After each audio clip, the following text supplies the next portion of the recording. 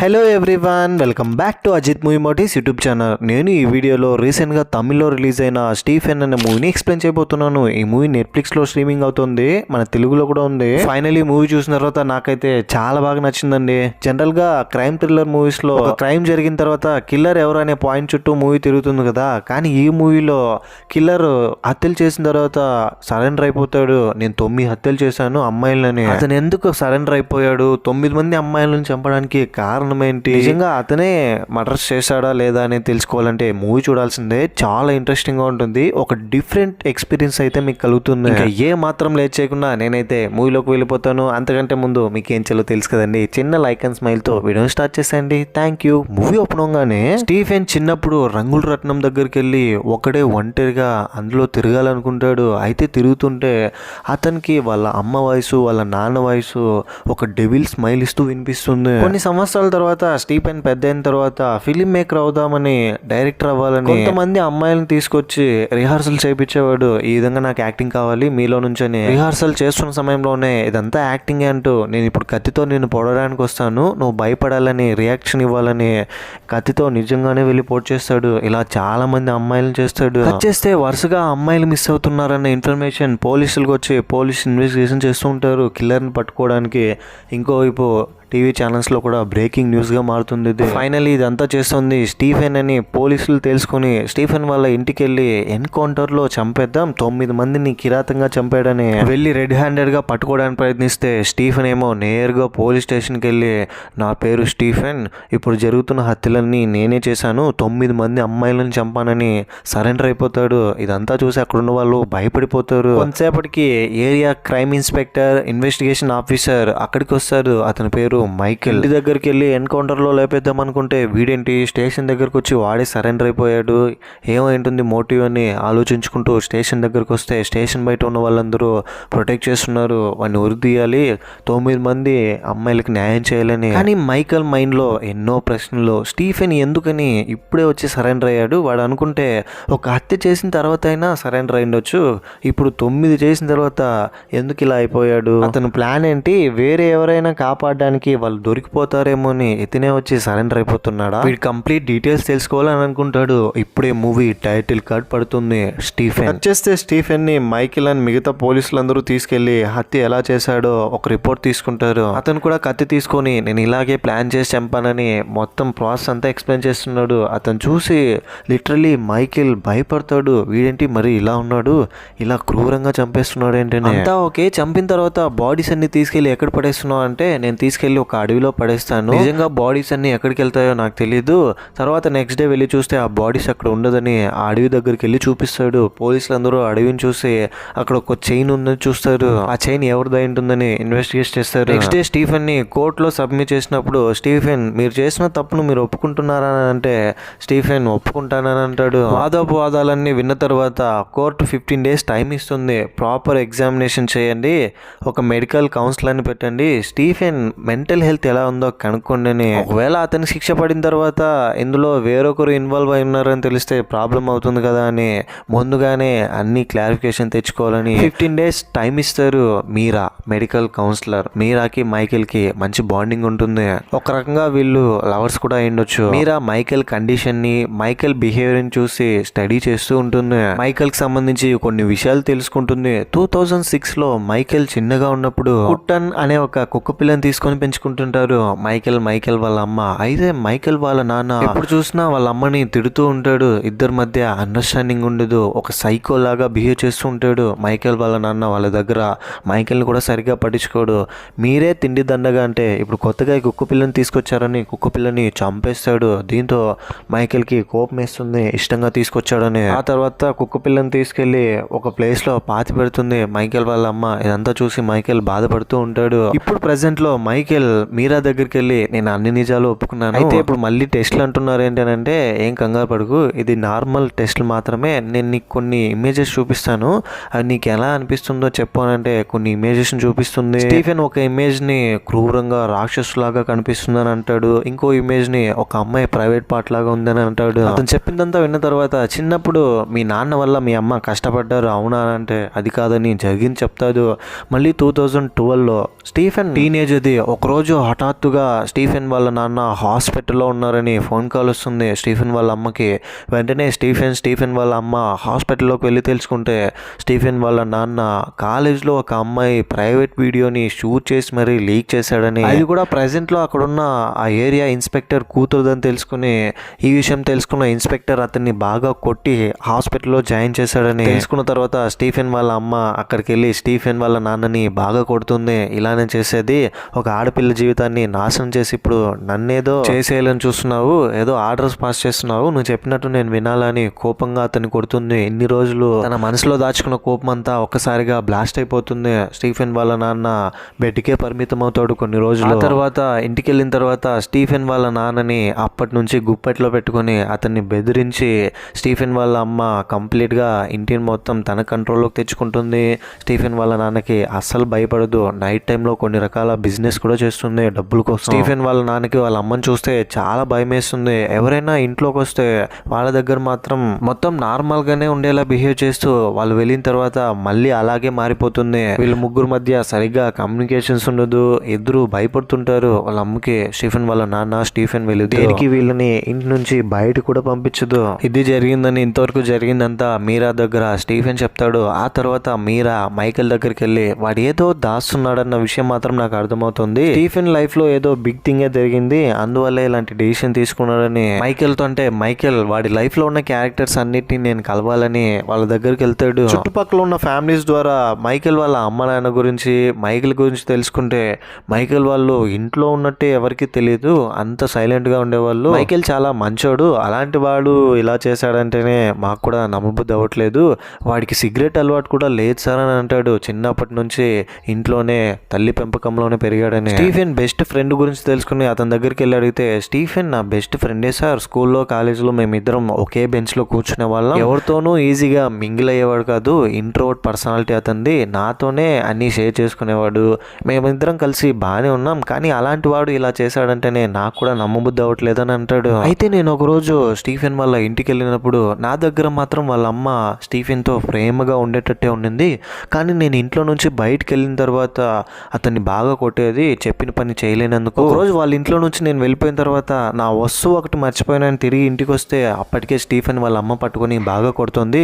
వాళ్ళ నాన్నగారికి నాన్నకి కాఫీ ఇవ్వలేదన్న రీజన్ తో కాఫీలో టాబ్లెట్ కలపలేదని, నాకే వాళ్ళ అమ్మని చూసి భయం వేసిందని జరిగిందంతా చెప్తాడు. చిన్నప్పుడు అతను చూసింది. ఇంతకు ముందు స్టీఫెన్ వాళ్ళ నాన్న ఒక అమ్మాయి ప్రైవేట్ వీడియోని లీక్ చేసింటాడు కదా, వాళ్ళ నాన్న ఇన్స్పెక్టర్ అయింటాడు. అతని దగ్గరికి వెళ్ళి, సార్ ఈ కేసుని మీరు ఎలా క్లోజ్ చేశారని అంటే, ఇదంతా నా కూతురు కోసమే చేశాను మైకేల్, స్టీఫెన్ వాళ్ళ అమ్మ నాన్నది సూసైడ్ కాదు, స్టీఫెన్ హత్య చేశాడు, స్టీఫెన్ వాళ్ళ నాన్న భార్యని చంపేసి అతను సూసైడ్ చేసుకొని చనిపోయినట్టు కేసు క్లోజ్ చేశాను నేను ఆ రోజు, నా కూతురే నాకు ఇంపార్టెంట్, నెక్స్ట్ మంత్ నా కూతురు పెళ్లి ఉందని ఇన్విటేషన్ కార్డు ఇచ్చి వెళ్తాడు మైకేల్ కి అండ్ అక్కడ ఉన్న మెడికల్ కౌన్సిలర్ మీరాకి. దాంతో మీరా మైకేల్ తో, స్టీఫెన్ ఇంకా మన దగ్గర చాలా విషయాలు దాచిపెట్టినొచ్చు, సొంత అమ్మా నాన్నని చంపేసి ఇదంతా నాతో చెప్పుకున్నా నాతో దాచిపెట్టాడంటే ఇంకా కొన్ని విషయాలు ఉంటుంది, నేను అదేంటో కనిపెడతానని నేరుగా స్టీఫెన్ దగ్గరికి వెళ్ళి న్యూ ఇయర్ రోజు 2021 ఆ రోజు ఏం జరిగిందనంటే స్టీఫెన్ జరిగిందంతా చెప్తాడు. స్టీఫెన్ స్టడీస్ కంప్లీట్ అయిపోతుంది, ఉద్యోగం కోసం పెద్ద పెద్ద కంపెనీలకు అప్లై చేస్తుంటాడు. ఆ రోజు ఇంట్లో వాళ్ళ నాన్న, బాబు మీ అమ్మ డ్రెస్ ఇక్కడ ఉంది, కొంచెం ఇస్త్రీ చేసి పెట్టవా, బాగా చేయకపోతే నన్ను కొడుతుంది, లాస్ట్ టైం కూడా అలాగే జరిగిందనంటే సరేనన్నా చేస్తానని చీర తీసుకొచ్చి చీరని ఐరన్ చేస్తుంటే స్టీఫెన్ కి ఒక పార్సల్ లెటర్ వస్తుంది. అందులో ఉన్న లెటర్ని చూసిన తర్వాత చాలా హ్యాపీగా వస్తుంది. ఒక పెద్ద కంపెనీలో అతనికి ఉద్యోగం వచ్చి ఉంటుంది. ఆఫర్ లెటర్ రావడంతో ఇది వాళ్ళ నాన్నకు చూపించి చాలా సంతోషపడతాడు. నాకు ఉద్యోగం వచ్చింది నాన్న, నేను బయటికి వెళ్ళొచ్చని నవ్వుతూ ఉంటూనే సడన్ గా చీర మీద ఐరన్ బాక్స్ పెట్టి వచ్చేయడంతో కాలిపోయిందన్న వాసన వస్తుంది వీళ్ళకి. వెంటనే వెళ్ళి చూస్తే కాలిపోయి ఉంటుంది. మీ అమ్మ చూస్తే ఇంకంతే, నీకు చెప్పిన పని వాడికి ఎందుకు చెప్పావని నన్నే పట్టుకొని కొడుతుంది బాబు అని ఏడుస్తూ చాలా కంగారు పడతాడు. దాంతో స్టీఫెన్, నాన్న ఇప్పుడు ఏమైంది, నువ్వు మరీ ఇంతలా భయపడకు, ఒక పని చేద్దాం, బయటికి వెళ్ళి సేమ్ ఇలాంటి డిజైన్లోనే ఉన్న ఒక చీరని తీసుకొచ్చి ఈ ప్లేస్లో పెట్టేస్తే పని అయిపోతుంది, అమ్మ కూడా నమ్మేస్తుంది, అదా వెళ్దామంటే బయటిగా మీ అమ్మకి తెలిస్తే అంటే నన్ను బాగా కొడుతుందని ఒకలాగా ఫేస్ పెడతాడు. అయినప్పటికీ స్టీఫెన్ వాళ్ళ నాన్నని కన్విన్స్ చేసి కారులో బయటికి తీసుకెళ్తాడు. బయట ఉన్న గాలిని పీల్చుకొని చాలా రోజులు అయింటుంది స్టీఫెన్ వాళ్ళ నాన్న. అది చూసి ఎంతో పీస్ఫుల్గా వెళ్ళి చీర కొనుక్కుంటూ వస్తూ ఉంటే, ఏం బాబు నేను ఒక సిగరెట్ కొట్టరా అని సిగరెట్ కొనియమంటాడు. సిగరెట్ తాగుతూ చాలా హ్యాపీగా ఫీల్ అవుతాడు. నేను ఎన్నో సంవత్సరాలు అయిపోయింది ఇంటి నుంచి బయటకు వచ్చిందని. రాత్రి స్టీఫెన్ వాళ్ళ మదర్ ఇంటికి వచ్చిన తర్వాత కారు ఎవరో బయటికి తీసుకెళ్లారు. కారు లోపల సిగరెట్ వాసన వస్తుంది. సో ఖచ్చితంగా మీరిద్దరు బయటికి వెళ్ళారు. స్టీఫెన్ సిగరెట్ తాగే అలవాట్లేదు కాబట్టి నువ్వే తాగింటావు అని ఒక కర్ర తీసుకుని బాగా కొడుతుంది వాళ్ళ నాన్నని. దాంతో స్టీఫెన్ వాళ్ళ నాన్న భయపడి జరిగిందంతా చెప్పేస్తాడు. ఈ విధంగా చీర ఐరన్ వేస్తూ కాలిపోయింది, వేరే చీర కొనుక్కోవడానికి మేము బయటికి వెళ్ళి తిరిగి వచ్చామని. ఎంత ధైర్యం ఉంటే నాకు చెప్పకుండా మీరు బయటికి వెళ్తారని. స్టీఫెన్ అక్కడికి వచ్చిన తర్వాత నువ్వు కూడా నన్ను మోసం చేసావా, ఈ ఇంట్లో ఇంకా నేను ఎవరిని నమ్మాలని అంటూ ఉంటే లెటర్ కనిపిస్తుంది. ఆ లెటర్ని చూసి హో నీకు జాబ్ వచ్చిందా, బయటికి వెళ్తున్నావా అని లెటర్ని చూస్తూ ఉంటే అమ్మ నేను బయటికి వెళ్ళాలమ్మా, జాబ్ చేసుకోవాలని అంటాడు. దాంతో నువ్వు ఎక్కడికి వెళ్ళాల్సిన అవసరం లేదు, ఇంట్లోనే ఉంటూలే కానీ నేను చెప్పిన పనులన్నీ చేస్తూ ఇప్పుడు హ్యాపీగానే ఉన్నావు కదా అంటే స్టీఫెన్కి చాలా కోపం వస్తుంది. అమ్మ చివరిసారిగా అడుగుతున్నాను పంపిస్తావా లేదా అంటే లెటర్ని తీసుకుని స్టీఫెన్ వాళ్ళ మదర్ చించేస్తుంది. ఇప్పుడు ఎలా వెళ్తావు ఉద్యోగానికి, నేను చూస్తాను రాని. దాంతో అతని కోపం వచ్చి గొంతు పట్టుకుంటాడు స్టీఫెన్ వాళ్ళ మదర్ని. అమ్మ మళ్ళీ అడుగుతున్నాను ఒప్పుకుంటావా లేదా అని అంటే ఒప్పుకొని అంటుంది. సడన్ గా స్టీఫెన్ కత్తి తీసుకొచ్చి స్టీఫెన్ వాళ్ళ మదర్ని పొడిచి చంపేస్తాడు. వాళ్ళ మదర్ చనిపోయి కింద పడి ఉంటే రక్తపు మరకలతో స్టీఫెన్ వాళ్ళ నాన్న చూసి ఆ రక్తాన్ని తన ఒంటికి రాసుకొని చాలా హ్యాపీగా ఫీల్ అవుతాడు. ఎంత దారుణంగా చనిపోయావే, ఇన్ని రోజులు మమ్మల్ని హింసించావు కదా, నువ్వు నా కొడుకు అనిపించుకున్నావని స్టీఫెన్ని చాలా పొగుడుతాడు. సరే బాబు ఈ హత్య నేను చేసినట్టు పోలీసులతో చెప్తాను, నేను జైలుకి వెళ్తానని పోలీసులు ఫోన్ చేసి నా భార్యని నేనే చంపేశాను, పేపర్లో హెడ్డింగ్ ఎలా పడాలంటే భార్యని చంపిన వీర భర్త అని హెడ్లైన్ రావాలని పోలీసుతో చెప్పి అక్కడికి రమ్మంటాడు. ఆ తర్వాత యూరిన్ వస్తుందని ఎక్కడో ఎందుకు మీ అమ్మ మీదే పోస్తే పోలేని యూరిన్ పోస్తూ ఉంటే అమ్మ మీద యూరిన్ పోస్తుండడంతో కోపం వచ్చి స్టీఫెన్ వాళ్ళ నాన్న గొంతు కూడా కోసి ఇద్దరిని చంపేస్తాడు. ఇదంతా విన్న మీరా భయపడిపోతుంది స్టీఫెన్ చూసి. ఇంతటితో ఇంటర్వెల్. సెకండ్ హాఫ్ లోకి వెళ్ళబోయే ముందు మీకు గనుక నా ఎక్స్ప్లెనేషన్ నచ్చితే మరిన్ని ఇలాంటి కైండ్ ఆఫ్ ఎక్స్ప్లెనేషన్ వీడియోస్ కోసం మన ఛానల్ని సబ్స్క్రైబ్ చేసి బెల్ ఐకాన్ క్లిక్ చేసేయండి. Thank you. Second half open అవగానే మైకేల్ మీరా దగ్గర అతను కలెక్ట్ చేసిన ఒక ఎవిడెన్స్ చూపిస్తాడు. స్టీఫెన్ వాళ్ళ ఇంటి దగ్గర ఉన్న వాచ్మెన్ మాటలు అవి. అతను ఏం చెప్తున్నాడంటే స్టీఫెన్ ఒక అమ్మాయిని ఇక్కడ తీసుకొచ్చాడు, ఆ అమ్మాయి కూడా చూడడానికి అందంగానే ఉంటుందని చెప్పింటాడు. ఇదంతా మీరాకు చూపించి ఆ అమ్మాయి కూడా ఇందులో ఇన్వాల్వ్ అయ్యే ఛాన్సెస్ ఉంది కదా, చర్చ్కి వెళ్ళి వచ్చి సరెండర్ అయ్యారని తెలిసింది మనకి. మేబీ స్టీఫెన్ చర్చ్ లో వెళ్ళి ఈ అమ్మాయిని కలిసి వచ్చి ఉండొచ్చు కదా అని. స్టీఫెన్ వాళ్ళ ఇంట్లో ఒక బ్యాండ్ కనిపించుంటుంది, ఆ అమ్మాయి బ్యాండ్ అది చర్చికి సంబంధించిన వాళ్ళు ఇచ్చింటారు. ఆ బ్యాండ్ ని చూసి ఈ అమ్మాయి ఎవరైతే ఉందో ఆ అమ్మాయికి స్టీఫెన్ కి ఏదో దగ్గర సంబంధమే ఉన్నట్టుంది. అందుకనే స్టీఫెన్ ఆ అమ్మాయిని కలవడానికి చర్చ్కి వెళ్ళాడు. కలిసి వచ్చిన తర్వాత సరెండర్ అయ్యాడు. మేబీ ఆ అమ్మాయిని కాపాడడానికి సరెండర్ అయ్యిండొచ్చు కదా అని ఆ అమ్మాయి గురించి వెతకడం స్టార్ట్ చేస్తారు ఈ పాయింట్ ఆఫ్ వ్యూలో. ఆ రోజు ఆ బ్యాండ్ ఇచ్చినప్పుడు చర్చ్ ఫాదర్ మొత్తం 72 అమ్మాయిలు వచ్చారని చెప్తాడు. దాంతో 72 అమ్మాయిల్లో ఖచ్చితంగా ఈ అమ్మాయి ఉంటుందని మైకేల్ ఫిక్స్ అయ్యి ఆ 72 అమ్మాయిల్లో ఈ అమ్మాయిని కనిపెట్టాలని అనుకుంటాడు మీరాతో డిస్కస్ చేసి. చర్చ్ ఫాదర్ దగ్గరికి వెళ్ళి ఏదైనా ఈవెంట్ అని చెప్పి ప్రభు మీకు కనిపించాడని కలలో అందరినీ ఇక్కడికి రమ్మనండి, ఆ 78 మంది ఇక్కడికి వస్తే వాళ్ళలో అమ్మాయిని మేము కనిపెడతామని చెప్పి ఆ 78 మందిని అక్కడికి పిలుస్తారు. అందులో 14 మంది అమ్మాయిలు రాని ఆ 14 మంది అమ్మాయిల్లోనే ఈ అమ్మాయి కూడా ఉంటుందని ఆ 14 మంది అమ్మాయిల్ని వాళ్ళ అడ్రస్ కనుక్కొని అక్కడికి వెళ్ళి ఎందుకు రాలేదో రీజన్ కనుక్కుంటాడు. రీజన్ మొత్తం వ్యాలిడ్ గానే అనిపిస్తుంది. అప్పుడే అతను తెలిసి వచ్చే నిజం ఏంటంటే వీళ్ళ లిస్ట్ లో 57 మంది వచ్చారని ఉంటుంది. మీరు ఒక అమ్మాయి పేరుని టిక్ చేయడం మర్చిపోయారు, ఈ అమ్మాయి అక్కడికి వచ్చింది, ఆ అమ్మాయి కనుక్కోండి అని ఆ అమ్మాయి పేరుని చూస్తారు. ఆ అమ్మాయి పేరు మేరీ జాన్. సరిగ్గా అప్పుడే స్టీఫెన్ సూసైడ్ అటెంప్ట్ చేసుకున్నాడని న్యూస్ రావడంతో వెంటనే మీరా వెళ్ళి కలుస్తుంది. ఇంకోవైపు మైకేల్ ఏమో మీరా జాన్ ని కలవడానికి వెళ్తాడు. చర్చ్ లోనే ఆ అమ్మాయి ఉందని తెలుసుకుని పేర్లన్నీ టిక్ చేసిన ఆమె దగ్గరికి వెళ్ళి మీరు ఎందుకని మీరా జాన్ పేరుని మాత్రం టిక్ చేయలేదని అంటే ఆ అమ్మాయి చర్చ్ లోనే మా పక్కనే ఉండింది కదా అని, ఇప్పుడు కూడా చర్చ్ లోనే ఉంది వెళ్ళి చూడని అని చెప్పడంతో మైకేల్ నేరుగా వెళ్ళి ఆ అమ్మాయిని చూస్తాడు. వెంటనే స్టేషన్ తీసుకెళ్లి మేరీ జాన్ని నీకు స్టీఫెన్కి ఏదైనా సంబంధం ఉందా, మీరిద్దరూ కమిటెడా లేదా ఇండివిజువల్గా ప్రొఫెషనల్గా మర్డర్స్ చేస్తున్నారని అంటే, నేను ఒకరోజు స్టీఫెన్ ఇంటికి ఆడిషన్స్కి వెళ్ళాను. ఆ రోజు ఆడిషన్ ఇచ్చిన తర్వాత ఎందుకనో నాతో స్టీఫెన్ బాగా మాట్లాడాడు. ఇన్ఫ్యాక్ట్ స్టీఫెన్ చంపబోయే 10వ అమ్మాయి కూడా నేనే, కానీ నన్ను స్టీఫెన్ చంపలేదు, ఎందుకో కూడా నాకు తెలీదు. నన్ను సేఫ్గా ఇంటికి తీసుకెళ్లి డ్రాప్ చేస్తానని చెప్పాడు. నేను కూడా మొదట్లో అతను చెప్తున్నదంతా విని భయపడి ఇంతకుముందు 9 మందిని చంపాడని భయంతోనే అతను పక్కనున్నాను. అతను ప్రేమ అంటూ కొన్ని విషయాలు నాతో చెప్పాడు, ఒక కత్తినిచ్చాడు సేఫ్గా పెట్టుకోమని, ఏ క్షణంలోనైనా నేను ఏదైనా నేను చేసేయచ్చని. ఇంటి దగ్గర తీసుకెళ్ళిన తర్వాత నేను రేపు వెళ్ళి పోలీసులకి సరెండర్ అయిపోతాను, నేనే ఈ హత్యలన్నీ చేసిందని. వెళ్లే ముందు నాకెందుకో నిన్ను చూడాలనిపిస్తుంది, ఒకసారి చర్చికి రా, చర్చికి నేను చూసి నీతో నేనేం మాట్లాడను, అలాగే వెళ్ళిపోతానని చెప్తాడు. దాంతో నెక్స్ట్ డే మేరీ ఆ చర్చికి వెళ్ళి ఉంటుంది. చర్చ్లో మేరీని చూసిన తర్వాత వెళ్ళి పోలీసులకి సరెండర్ అయిపోయి ఉంటాడు స్టీఫెన్. ఇదంతా ఇప్పుడు మేరీ వీళ్ళతో చెప్తుంది. దాంతో మీరా మైకేల్ వీళ్ళు మేరీతో, మీరు ఆడిషన్ ఇవ్వడానికి అక్కడికి వెళ్ళారు కదా, ఏ సీన్ ఆడిషన్ ఇచ్చారంటే ఏదో లవ్ సీన్ అని చెప్పాడని చెప్తుంది. ఎన్నిసార్లు లవ్ అనే పదాన్ని నీ దగ్గర వాడారంటే, కొంపదీసి స్టీఫెన్ ఎవరినైనా ప్రేమించాడా లేదా అతన్ని ఏ అమ్మాయి అయినా లవ్ చేసిందా? స్టీఫెన్నే అడిగితే పోలే అని స్టీఫెన్ అక్కడికి పిలిపించి, నువ్వు ఎవరినైనా ప్రేమించావనంటే, కృతిక నేను ప్రాణంగా ప్రేమించిన అమ్మాయి, ఈ ప్రపంచంలో మా అమ్మ కంటే ఎక్కువగా నన్ను లవ్ చేసిన అమ్మాయి. కృతిక నేను చిన్నప్పటి నుంచే ఫ్రెండ్స్గా ఉన్నాము, ఆ తర్వాత మా మధ్య ఫ్రెండ్షిప్ ప్రేమగా మారింది.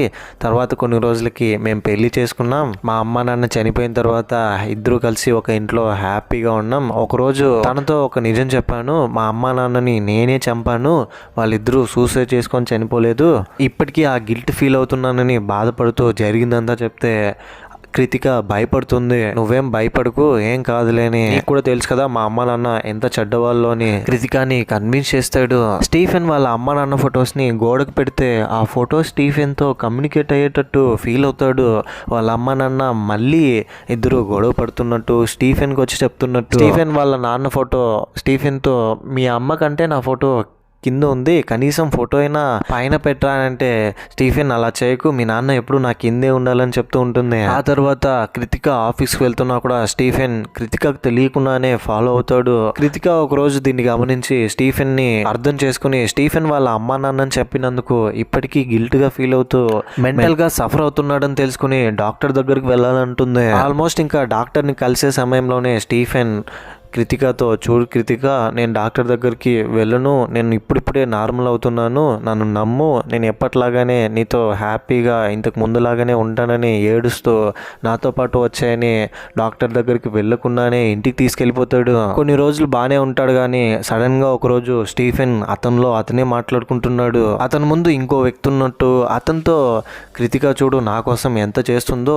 నువ్వు ఇలాంటి వాడు అని తెలుసున్నా కూడా నీకోసం ఉంది, పాపం కృతిక ప్రేమించినట్టు నేను ఈ ప్రపంచంలోనే ఎవరూ ప్రేమించర్రా అని చెప్తున్నట్టు కత్తి పెట్టుకుని ఈ విజువల్స్ అంతా చూసి కృతిక భయపడుతుంది. కత్తి తీసుకుని రోజు రోజుకి అబ్నార్మల్ గా తయారైపోతూ ఉంటే ఒక రోజు కృతిక స్టీఫెన్తో, స్టీఫెన్ నేను మా అమ్మమ్మ వాళ్ళ ఇంటికి వెళ్తాను, కొద్ది రోజులు ఉండొస్తాను, నేను వెళ్తానని వెళ్తూ ఉంటే, స్టీఫెన్ వెళ్ళిపోతావా, వెళ్ళి అక్కడ ఏం చేస్తావు, అక్కడ చేసేదేదో ఇక్కడే చేయొచ్చు కదా అని ఇంట్లోనే ఉండని కత్తి తీసుకొని తనని పొడిచి చంపేస్తాడు. స్టీఫెన్ చేతిలో కృతిక చనిపోతుంది. కృతిక స్టీఫెన్ ప్రేమించినందుకు అతని చేతిలోనే చనిపోతుంది. చంపేసిన తర్వాత స్టీఫెన్ కృతికని నేను చంపేశానా, నా కృతికనంటూ చాలా ఏడుస్తాడు. ఇదంతా వీళ్ళతో చెప్తాడు. స్టీఫెన్ బాధపడుతూ నేనే నా కృతికని చంపేసుకున్నాను, ఆ తర్వాత కృతికని మేరీలో చూశాను, మేరీని నేను చంపలేనేమో అని పోలీసులతో సరెండర్ అయిపోయానని చెప్తాడు. నెక్స్ట్ డే కోర్టు ఇచ్చిన 10 రోజులు గడువు పూర్తయిపోయింది. అతన్ని సబ్మిట్ చేయాలి. మెడికల్ కౌన్సిలర్ అయిన మీరా జడ్జి గారితో, యువర్ ఆనర్, స్టీఫెన్ గురించి చెప్పాలంటే ఇన్ని రోజులు అతన్ని స్టడీ చేసిన తర్వాత ఇప్పుడైతే అతను నార్మల్ గానే ఉన్నాడు, కానీ హత్యలు జరిగినప్పుడు మాత్రం అబ్నార్మల్ గా ఉన్నాడు, అతని మెంటల్ కండిషన్ సరిగ్గా లేదు. స్టీఫెన్ చూసి జాలి పడాలో కోప్పడాలో నాకు కూడా అర్థం కావట్లేదని చెప్తుంది. దాంతో జడ్జి గారు ఇదంతా విన్న తర్వాత కౌన్సిలర్ రిపోర్ట్స్ తీసుకున్న తర్వాత స్టీఫెన్ మానసిక పరిస్థితి బాగాలేనందువలన ప్రెజెంట్ స్టీఫెన్ అతను చేసిన తప్పుకి చింతిస్తున్న వ్యక్తిగా మారడం వల్ల నేరం మోపబడిన స్టీఫెన్ కి ఉరిశిక్ష వేయకుండా రెట్టింపు యావజ్జీవ కారాగార శిక్ష విధించేటట్టు నేను ఆదేశాలు ఇస్తున్నానని జడ్జిమెంట్ ఇస్తుంది. ఇంకా అక్కడ నుంచి స్టీఫెన్ ని తీసుకొస్తుంటే బయట ఉన్న పబ్లిక్ అందరూ స్టీఫెన్ మీద దాడి చేస్తారు. మైకేలే స్టీఫెన్ ని ప్రొటెక్ట్ చేసి మరి లోపల తీసుకెళ్తాడు వ్యాన్ లోకి. అక్కడికి వెళ్ళిన తర్వాత స్టీఫెన్ మైండ్ లో ఇంకా కొన్ని విజువల్స్ కనిపిస్తాయి. స్టీఫెన్ ముందు వాళ్ళ నాన్న, అమ్మ, కృతిక కనబడినట్టు ఇమాజినేషన్ చేసుకుని, ఏంటి అలా చూస్తున్నారు, మీరే నా ఫ్యామిలీ అనుకున్నాను కానీ ఇలా అయిపోయిందని నవ్వుతూ ఉంటే స్టీఫెన్ వాళ్ళ మదర్ పుట్టన్ని నువ్వే కదా చంపావని చెప్తే అవునని చెప్తాడు. ఇక్కడ రివీల్ అయ్యే ట్విస్ట్ ఏంటంటే చిన్నప్పుడు స్టీఫెన్ వాళ్ళ కుక్కని వాళ్ళ నాన్న చంపింటాడు కదా, నిజానికి స్టీఫెనే చంపేస్తుంటాడు కత్తితో పొడిచి. కానీ వాళ్ళ నాన్న చంపినట్టుగా వాళ్ళ అమ్మ దగ్గర సీన్ క్రియేట్ చేస్తాడు. ఇక్కడ రివీల్ అయ్యే ఇంకొక ట్విస్ట్ ఏంటంటే స్టీఫెన్ వాళ్ళ నాన్న ఒక అమ్మాయి ప్రైవేట్ వీడియోని లీక్ చేస్తుంటాడు కదా, ఆ వీడియో తీసింది స్టీఫెనే. కాలేజ్లో ఆ అమ్మాయి రూమ్లో హాస్టల్లో కెమెరా పెట్టి దాన్ని నెట్లో లీక్ చేస్తానని బ్లాక్మెయిల్ చేస్తుంటాడు. ఈ విషయం స్టీఫెన్ వాళ్ళ నాన్న తెలుసుకున్న తర్వాత నేనే ఇది చేశానని ఒప్పుకుంటాడు. స్టీఫెన్ మీద ప్రేమ వల్ల. స్టీఫెన్ వాళ్ళ అమ్మని చెప్పిన తర్వాత వాళ్ళ నాన్న ఎందుకురా ఇలా చేసావని ఏడుస్తూ ఉంటే కన్నీళ్లు తుడిచి ఈ విషయం ఎక్కడ పోలీసులతో చెప్పేస్తాడేమో అని స్టీఫెన్ వాళ్ళ నాన్నని కూడా చంపేస్తుంటాడు. ఇదంతా వాళ్ళ అమ్మ నాన్న ఇప్పుడు స్టీఫెన్ తో చెప్తున్నట్టు ఊహించుకుంటాడు. అని అంతేకాకుండా అతను చంపిన 9 మంది అమ్మాయిలు కూడా కనిపిస్తారు వ్యాన్ లో. వాళ్ళ దగ్గరికి వెళ్ళి మిమ్మల్ని నేను ఎందుకు చంపానో తెలుసా, కృతికాని నేను చంపేసిన తర్వాత కృతికాని చాలా మిస్ అయ్యాను. కృతికాని మీలో చూసుకోవడానికే నేను ఆడిషన్ రూపంలో మిమ్మల్ని పిలిచాను. చంపడం అంటే నాకు ఇష్టం, ఓన్లీ చంపడం మాత్రమే, అంతేగాని మిమ్మల్ని నేనేం చేయలేదు కదా, ఇక్కడ నుంచి వెళ్ళిపోండి. అక్కడ నుంచి వాళ్ళని వెళ్ళమంటాడు. వాళ్ళు వెళ్ళిపోయిన తర్వాత కృతిక దగ్గరికి వెళ్ళి, బంగారం గంటల కొద్దీ మాట్లాడుకున్నాం, ఆ రోజు నీతో ఏమన్నాను, మా అమ్మ నాన్నలు చంపింది నేనేం చెప్పిన తర్వాత వెళ్ళి సరెండర్ అయిపో స్టీఫెన్, నీకోసం నేను ఎదురు చూస్తూ ఉంటానని చెప్తావా, అందుకే నిన్ను కూడా చంపాల్సి వచ్చింది, నా కోపానికి నువ్వు కూడా బలైపోయావు అని చెప్తుంటే స్టీఫెన్ వాళ్ళ అమ్మ, నేను బాగానే కదరా పెంచాం, ఎందుకురా ఇలా తయారయ్యావు అంటే, బాగా పెంచారా ఏంటి, ఎప్పుడు చూసినా నన్ను కొడుతూ పెంచడం బాగా పెంచడమా, ఎన్నిసార్లు నన్ను కొట్టావు, నేను వద్దుంటుండే కూడా. యాక్చువల్లీ నాన్నని చంపకూడదని అనుకున్నాను, కానీ పోలీసులు వచ్చిన తర్వాత ఎక్కడ నిజం చెప్పేస్తాడేమో అని చంపేయాల్సి వచ్చింది. నేను చాలా తెలివైనోడమ్మా, ప్రతిదీ ప్లానే. మేరీని చంపి నేను పోలీసులకి సరెండర్ అయింటే ఎన్కౌంటర్ అనే పేరుతో నన్ను షూట్ చేసి చంపేసేవాళ్ళు, కానీ ఇప్పుడు అలా కాదు కదా, నేనే వెళ్ళి సరెండర్ అయిపోయాను, కావాలనే మేరీని చంపకుండా వదిలేశాను, చర్చ్లో వెళ్ళి కలిసి వచ్చాను, పోలీసులు కనిపెడతారని. మీకు అసలు బతకడం తెలుసా, తెలుసుకోవాలి, ఏ ఎమోషన్ ఎవరి దగ్గర పనిచేస్తుంది, ఎక్కడ ఎలా మాట్లాడాలి, ఎవరిని ఎలా డీల్ చేయాలనేది నాకు బాగా తెలుసు, మీకేం తెలుసు, ఈయన చనిపోవడమే తెలుసని వాళ్ళ వైపు చూస్తూ, నాకేమైంది మహా అయితే కొన్ని సంవత్సరాలు జైల్లో ఉంటాను, గుడ్ బిహేవియర్ కింద త్వరలోనే బయటకు వచ్చేస్తాను, ఆ తర్వాత నేను హ్యాపీగా బ్రతికేస్తాను, మళ్ళీ వేశాను కదా ప్లాన్ అని జరిగిందంతా వాళ్ళతో చెప్తున్నట్టు అతనే ఊహించుకుంటాడు. అంతా ఓకే గానీ ఇప్పటికీ ఆ అడవిలో వెతుకుతూనే ఉంటారు. ఆ అమ్మాయిల శవాలు మాత్రం కనిపించట్లేదు పోలీసులకి. ఇందుకే ఆ అమ్మాయిల శవాలు స్టీఫెన్ చంపేసిన తర్వాత తీసుకెళ్లి పడేస్తే తీసుకెళ్లేది ఎవరో తెలుసా, ఇప్పుడు మీరు స్క్రీన్ మీద చూస్తున్నారు కదా, ఇతనే. ఎవరో రివీల్ చేయకుండా పార్ట్ 2కి లీడ్ ఇచ్చాడు. ఈ మూవీకి పార్ట్ 2 కూడా ఉంటుంది, టు బి కంటిన్యూడ్. ఇంతటితో ఈ మూవీ ఎండ్ అయిపోతుంది. ఈ మూవీపై మీ ఒపీనియన్ ఏంటి, నా ఎక్స్ప్రెషన్ మీకు ఎలా అనిపించింది అనేదాన్ని ఏదో ఒకటి కింద కమెంట్ బాక్స్ లో తప్పకుండా నాతో షేర్ చేసుకోండి. అండ్ ఇలాంటి కైండ్ ఆఫ్ మరిన్ని మూవీస్ అండ్ ఎక్స్ప్రెషన్ వీడియోస్ కోసం మన ఛానల్ ని సబ్స్క్రైబ్ చేసి బెల్ ఐకాన్ క్లిక్ చేసేయండి. చాలా మంది వీడియోస్ చూస్తున్నారు కానీ సబ్స్క్రైబ్ చేసుకోవట్లేదు. Please try to subscribe. మీకు గనక నా ఎక్స్ప్లెనేషన్ నచ్చితే, ఈ మూవీ ఒక డిఫరెంట్ ఎక్స్పీరియన్స్ ఇచ్చిందని నేను అనుకుంటున్నాను. ఇంకో ఇలాంటి ఇంట్రెస్టింగ్ మూవీ ఎక్స్ప్లెనేషన్ వీడియోతో మీ ముందు ఉంటాను. అంతవరకు సేఫ్గా ఉండండి, నవ్వుతూ ఉండండి, నవ్విస్తూ ఉండండి. Thank you. జై హింద్.